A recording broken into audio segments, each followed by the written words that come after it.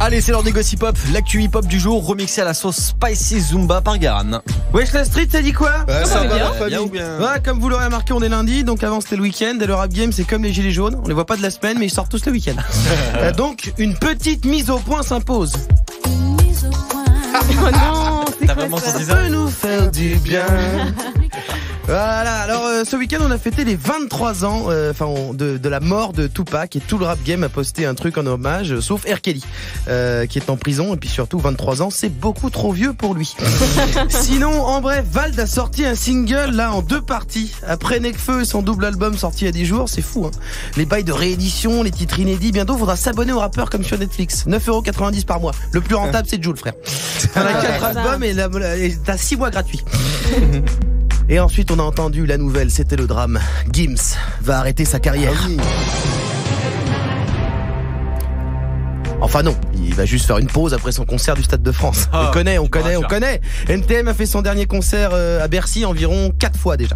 La réforme des retraites, c'est très compliqué dans le rap jeu, ils arrêtent leur carrière 2 fois par an. Mais le gros dossier du week-end concerne les États-Unis avec l'ouverture du procès de ce monsieur 6ix9ine.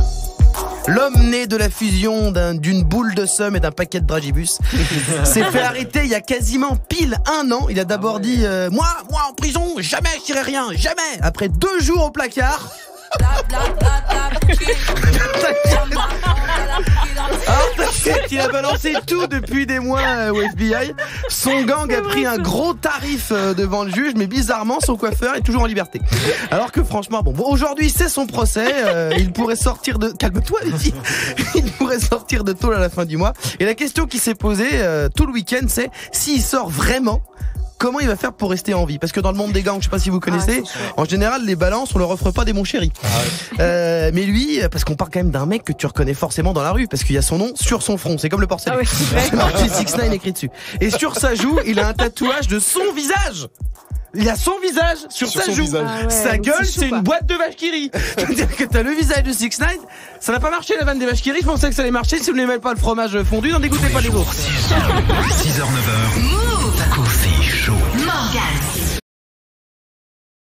Tu es connecté sur Move.